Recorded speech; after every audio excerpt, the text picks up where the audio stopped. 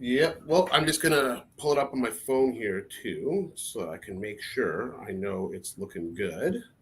Okie doke. There we go. There we go. Sorry, folks. Okay. Welcome to the Magic Music Podcast. My name is Adam Zonnis. I'm the host, and today we have Half Asian with Amy the CODA. A couple of my favorite musicians. I've known them for many years now, especially Ian from touring alongside, his band's touring, my old band is touring.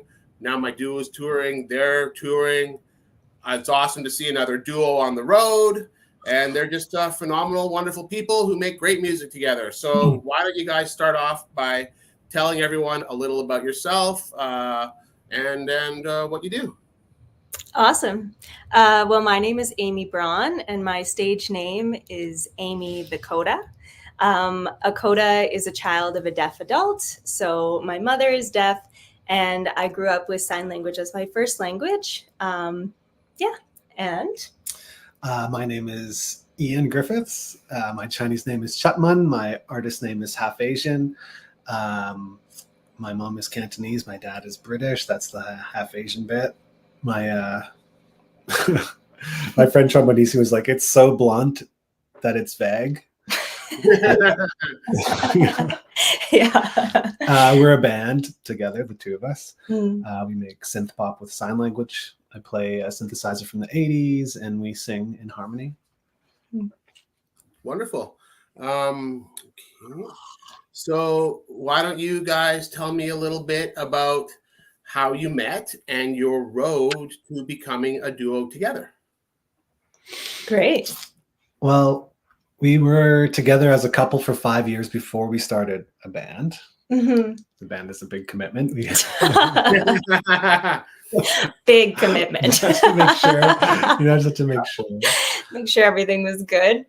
We met in my hometown of Olds, Alberta.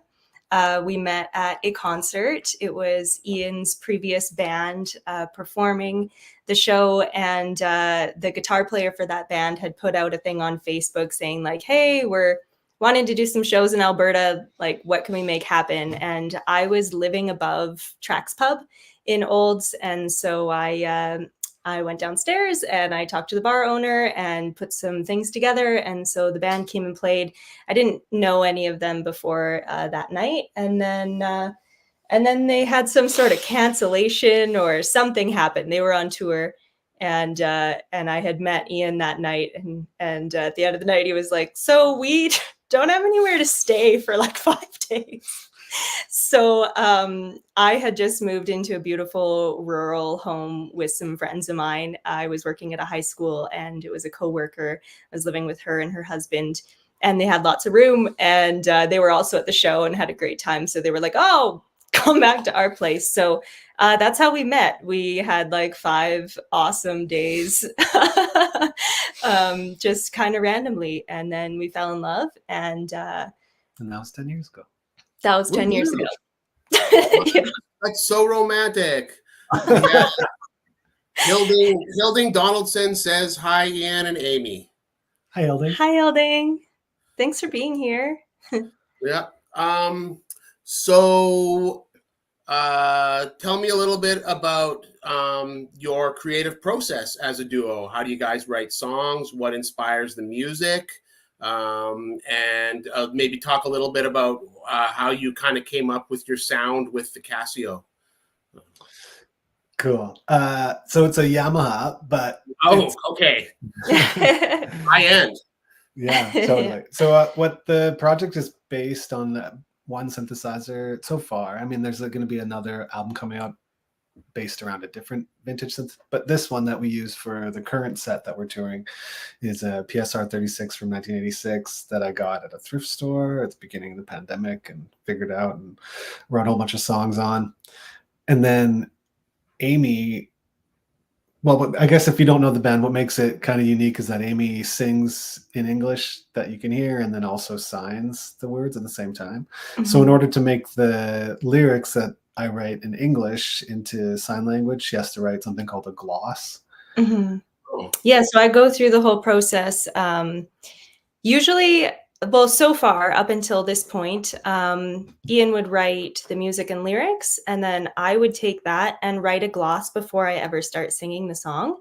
And so a gloss is really interesting because there are moments where I'm signing exactly what's being said, but there's a lot of it that I'm singing one word and I'm signing another word. So my brain is kind of going in two directions, but it's also like together at the same time. So I write my signing parts and I practice those along to the music. And then once I have my signing parts down, then I move on to learning how I want to perform it vocally. And then once we reach that point, then we bring in harmonies. Yeah, so it usually starts out like I'll be singing the melody until you learn the melody. And then once she's learned the lead really strong, then I'll learn the harmony or write and learn the harmony. So, pardon me for not knowing anything about sign language, but when you write a gloss and you're signing, does sign language have like something that could be like similarly construed to as like rhyming, or is there like a poetry or something like that that can be portrayed with sign language? Definitely. Yeah. So that is part of my writing process. Sometimes is there will be a line and there's often multiple ways to sign one word or one concept. So in sign language, there's 5 main parameters.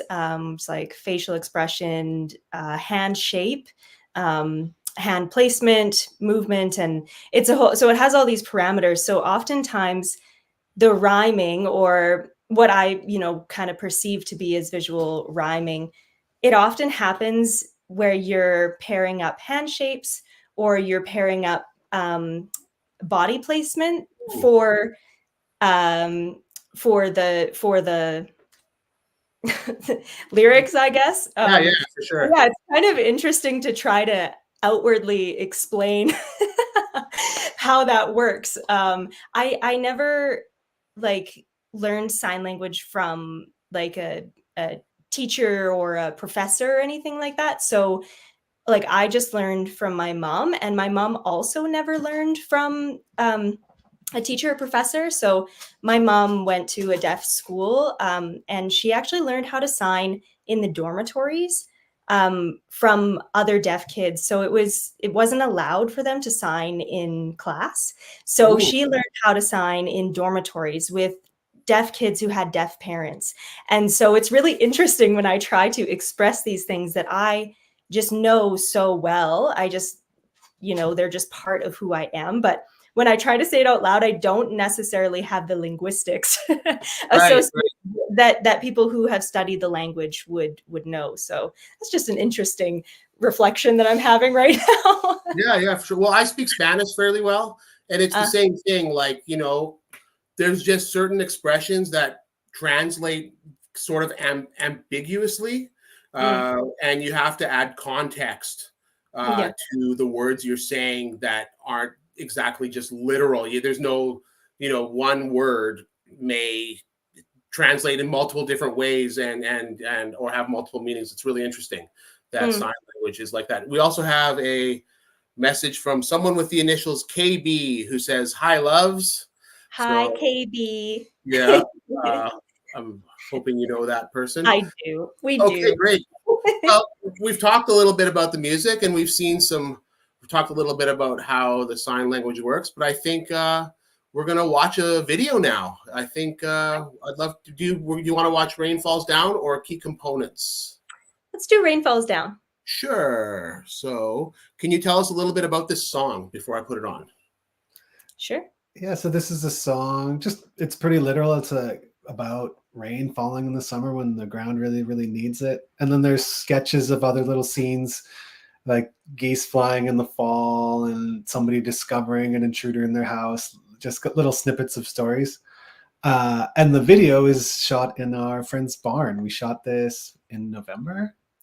January, I think. January. We shot it in January. So it was like really cold. You can see people's breath in the barn. And like it's a whole bunch of neighbors and friends and family dancing, old and young, some seniors and kids. And it was fun. We had a bunch of different friends on cameras, and we had hot dogs and stuff after, and hot chocolate. It was a good time. Yeah. Great. Well, here we are. This is Rain Falls Down by Half Asian with Amy the CODA. Rain falls down, quench the sun parched earth. Tell me now what your blood is worth.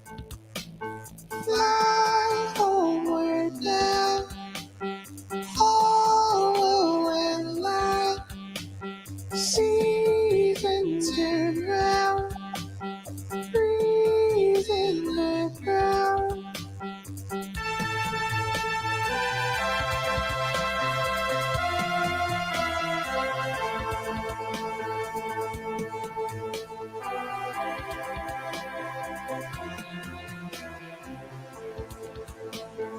Ring of clouds dancing round the moon.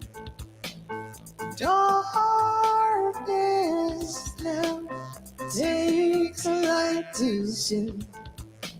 High over ground, moonlight about, light as a cloud, floating around.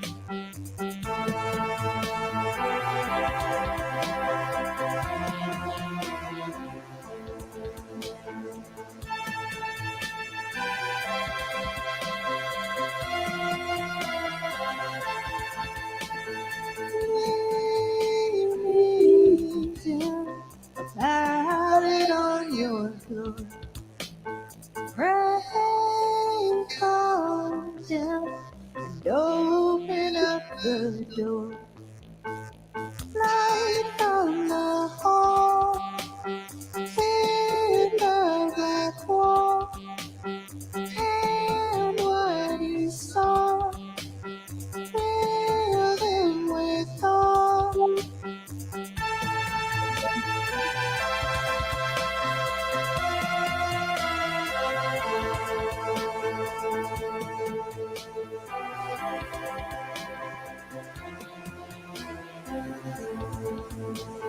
Rain falls down, quench the sun parched earth. Tell me now what your blood is worth.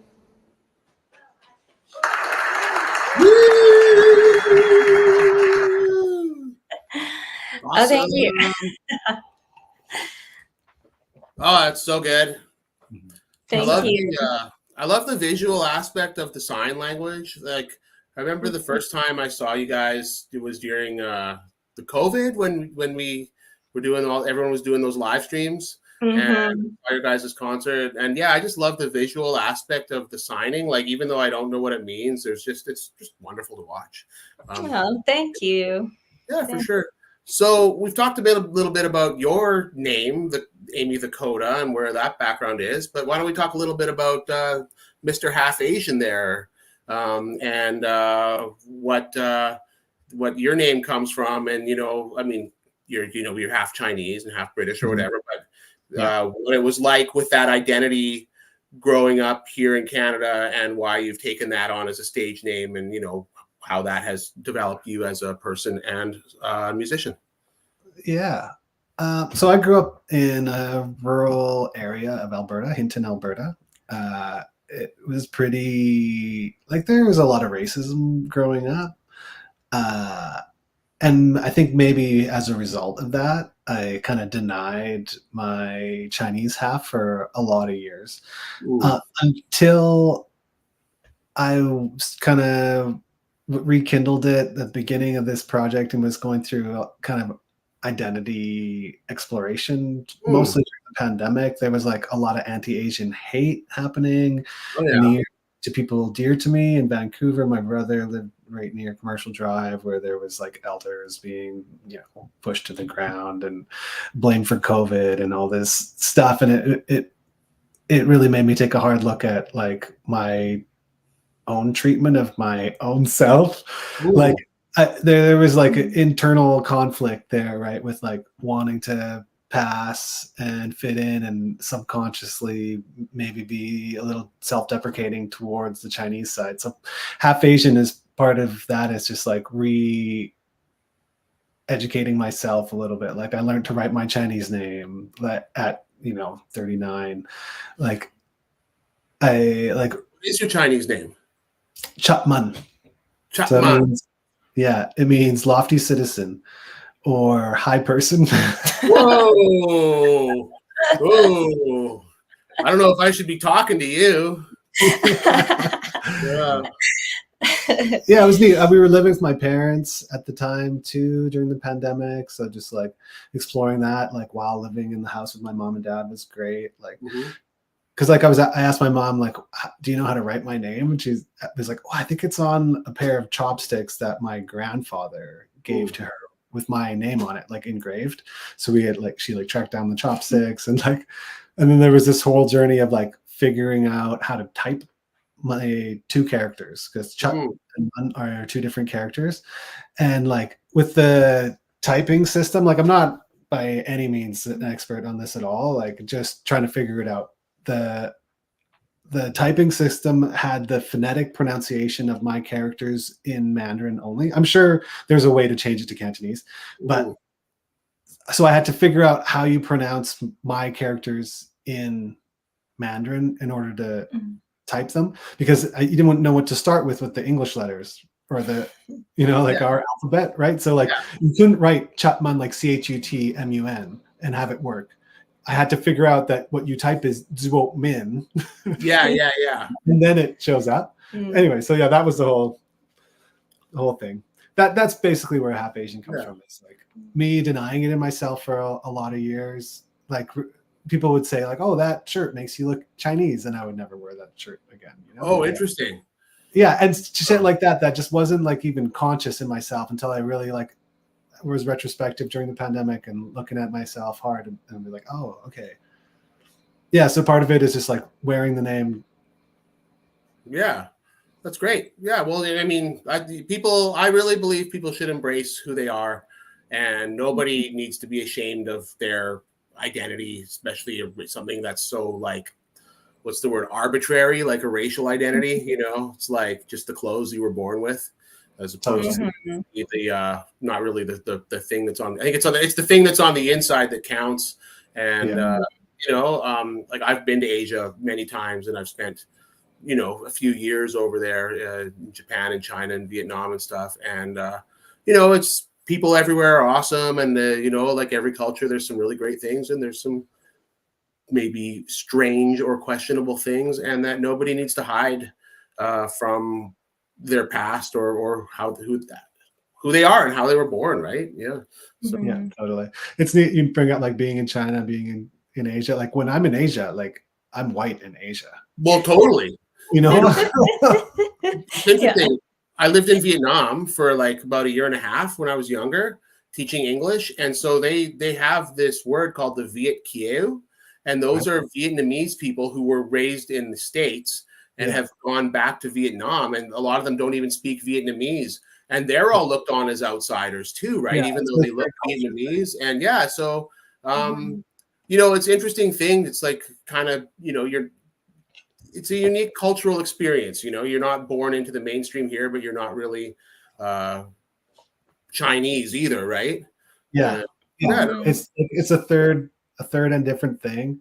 And like there's just being born into it, like it's the skin that you're wearing in this avatar. But then there's the other part of it that it's like born into a society that like up until super recently was very openly racist to the Chinese, right? Like I'm reading this book called Chop Suey Nation, and they're talking about like just horrendous quotes from Johnny McDonald, like if we let the Chinese come, they'll interbreed and we'll end up with a mongrel race, which is me. It's like, sorry, Johnny, I exist. Like, right? Oh my God! And you know what? The country's still here. Yeah. Imagine that. Right? Yeah. You descend. Oh my God. Yeah. So you said you were living with your mom during COVID, and then you guys moved to Valemount, which is where you're located now. And I always knew you as kind of like a wanderer. You were always living here and living there, and then you're in Mexico. So you guys have settled down in Valemount. Maybe you could talk a little bit about that journey and that experience and what it's like to have a home now. It's been so great, like for all the reasons of, just moving to a new place. But recently, like we've kind of started into a theater journey simply because we live here and we're musicians. And when you live somewhere rural and you move to town and you're a musician, everybody wants to figure out how to fit you into their creative projects. So last fall, we were in a theater production for the first time, my first time ever in my life being in a theater production. And we were doing music. So we were on stage the whole time, and we were in costume, but we didn't have speaking parts. We just had, singing. We played the music. So we learned like a Corblund song and a Willie Nelson song. Oh, nice. It was like a Western themed comedic shoot 'em up. Yeah, like spaghetti Western musical. Yeah. Yeah. So yeah, we learned a bunch of music for that and just had, like you said, usually we go to Mexico for the winter, but this year, kind of instead of going to Mexico, we just dove right into theater, and we were doing tons of rehearsals, and we did 4 shows in Valemount and McBride, and since then, now we're co-writing a play with someone who was an actor in that production that we were in.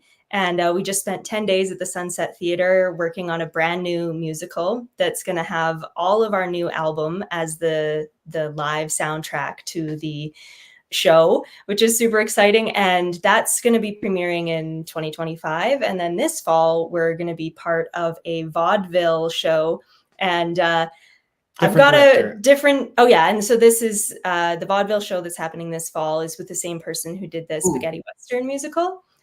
So we're going to be singing, but I'm also going to be acting and dancing, and Ian's going to have some acting as well. So it's been really interesting to just move somewhere, and we only knew one person when we moved here, and that person moved away pretty quick after we actually got here. But we inherited his friends group, which has been super wonderful. And like, as far as community goes, I've never felt so, I don't know, just included and involved. And there's a lot going on. There's a lot going on. For a tiny village of 1,200 people, there's like awesome music the other night at the theater, and Amy ran a pottery course in the fall, and there's a play every single fall. Everybody just expects it, and the plays sell out. People go and see them. Like it was 4 nights, so like she brought out like 700 people, right? Yeah, like if it's sold out 4 nights, and it's tiny. People come from all around, and like it's a different generation too, so it's not like there's a big social media presence or like awesome photos. It's very down home, and word of mouth. People just go because they like this director. It's Sharon Stern. She writes and directs these plays, and she's done it for 30 years in the area, and people know that it's quality and they know what to expect, and she's just got a draw. She brings people out. It blows my mind. And I have like art day every Tuesday afternoon.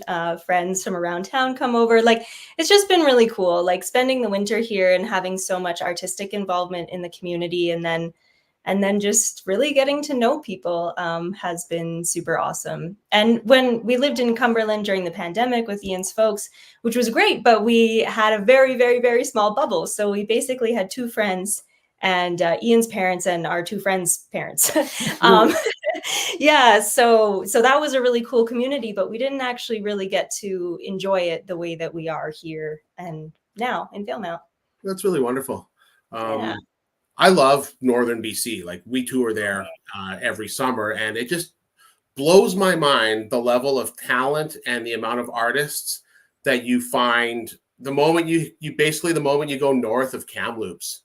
I mean, not that there's not talent and art down in Kamloops, but I just find that, like, per capita, the talent level, especially once you get like east or west of Prince George, that's like the per capita talent level and activity level and what people are doing all the time is just mind blowing. Like it's so much fun up there, and everyone is so cool. Yeah. Yeah. What do you guys got going on this summer? What's going on this summer? So we got a few festivals, a bunch of like municipal gigs for like a concert series in Revelstoke. Yeah. We're gonna be out on Hornby Island. There's kind of a mini Vancouver Island tour in January. January. July. July. Yeah, July is going to be our longest stretch out on the road. And we're going to be playing in Cumberland twice, Hornby Island, we're in North Van. Sunshine Coast. Yeah, we're going to be in North Vancouver for Arts in the Garden. That's our next big engagement, and that is at the end of May 28th and 29th. Oh, cool. It's a really cool event where there's a bunch of different gardeners, and each garden gets visual artists and musicians, and then people come through and they tour all these amazing gardens, and they get to take in music and art, and there's often workshops at each location as well. So the visual artist is usually teaching something, or at the last one there was like coloring pages that the artist made, and it's a really sweet event, and that happens 2 days. And then we'll be at Valhalla Fest, which you will also be at, which is super exciting. Everybody, we're both being at Valhalla Fest in Terrace. It's a massive rave that also has a live band stage. If you live within a 2,000-mile radius of Terrace, you should probably go because it's going to be the best. The headliner lineup is so good too. Like, it's going to be so awesome. So I'm so stoked for that. Yeah, and then we will also, both of our bands will be at Robson Valley Music Festival this summer. It's really exciting, and that happens really close to Valemount. It actually happens basically right where we were doing all of our rehearsals for these plays that we're talking about. And the artistic director for that festival is also going to be in the upcoming 2 plays that we're going to be in. So we'll be singing and dancing and having a great time with Shara, which is awesome. And then we've got some, like, we're playing in Revelstoke for their summer concert series, and Vale Mountain Days here in Valemount. Yep. Great. Yeah, and we'll have all of our tour dates posted on our website. So if anybody's tuning in right now, you can go to our website and see all of our dates. But those are the things. I will put your website and everything in the description of this video as well. Awesome. Thank you so much, Adam. Yeah, for sure. Okay, well, I think that's probably getting to be about time to call it. We are going to watch one more song. But before we do, my name is Adam Zonnis. I'd like to thank you all for tuning in to the Road Magic Music Podcast. I am also a musician. I play in the duo Zonnis with my wife, and I'd love it. We have other YouTube videos and stuff. I'd love it if you gave us a subscribe, maybe leave a comment, and check out some of our other content. Other than that, this has been Half Asian with Amy the CODA, and we are going to watch Key Components live at Sunset Theater. Okay, share screen. Here we go. Let's full screen and enjoy.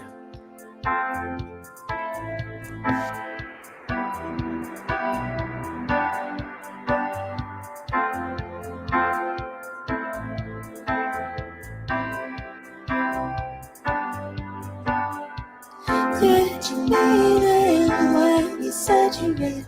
You could scream it, come on, it's now or never. I don't believe you when you said you never had a preview of the life you're living. Breathe, you of the life you're living. Breathe, you of the life you're living. Breathe, you of the life you're living. Breathe, you of the life you're living.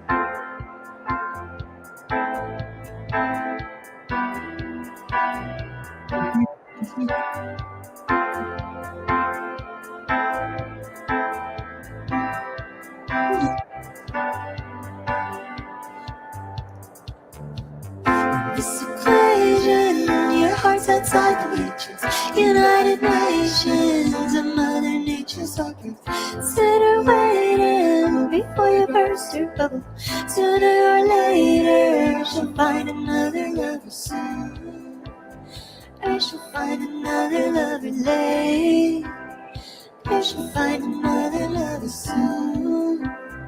Or she'll find another lover late. Or she'll find another lover.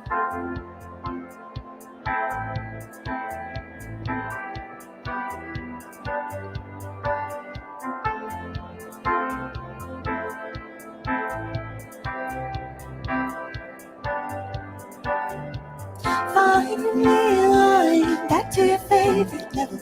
Try to remind yourself of something subtle. Drifting freely through a sea of moments. It's not easy to find the key components. See to find the key components. See to find the key components. See to find the key components. See to find the key components.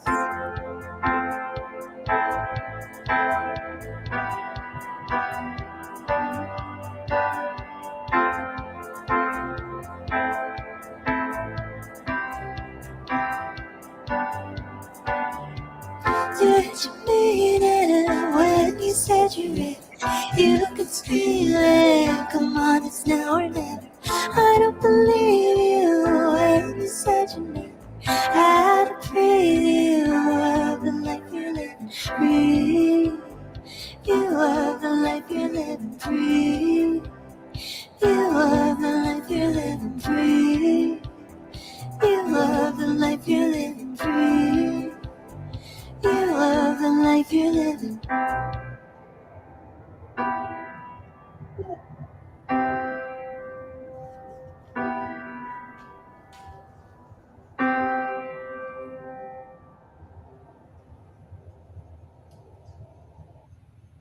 Yeah. Woo-hoo-hoo. Well, thanks again so much for being part of this. It was so wonderful to chat. Thanks for everyone who was in the audience today and for everyone who's watching later. The podcast is every Monday at 7:30. Hilding says he is playing Robson this year too. And Yay, awesome. We'll see you there. and I think next week I have Richard Garvey as my guest. Oh, sweet. Yeah, Awesome. so lots of Tune awesome. in, everyone. Okay. Thanks so much. And Thank you so much, Adam. Yeah, that This was has fun. been wonderful. Thanks a lot, Adam. Yeah. have a great night, everyone. Night. Bye-bye.